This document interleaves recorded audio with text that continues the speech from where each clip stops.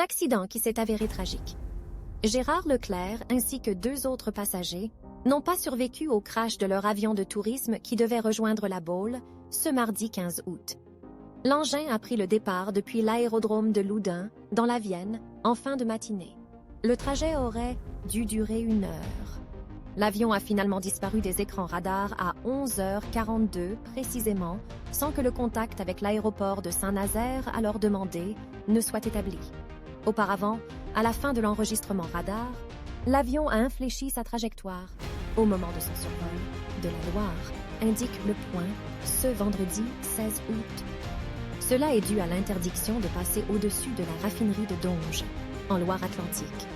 En revanche, nos confrères relatent que lors des dernières secondes du volume, un virage inexpliqué à 90 degrés à droite vers le nord a été effectué par le pilote Gérard Leclerc.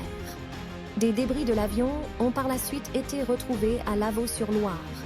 Les enquêteurs doivent désormais retracer les circonstances du drame en regardant l'état de l'épave ainsi que les communications radio entre les occupants de l'avion et la tour de contrôle.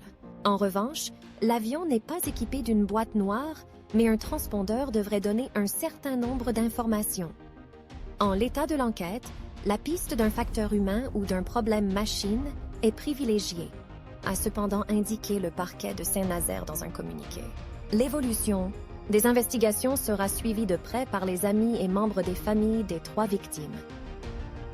Dans l'entourage de Gérard Leclerc, son demi-frère, Julien Clerc, lui a notamment rendu un vibrant hommage sur scène à La Baule, ce jeudi 17 août. Mon frère devait me rejoindre ici, malheureusement. Le destin en a décidé autrement. Il aurait détesté qu'on soit triste. Et il aurait surtout détesté que je ne chante pas, a notamment lancé le chanteur de 75 ans.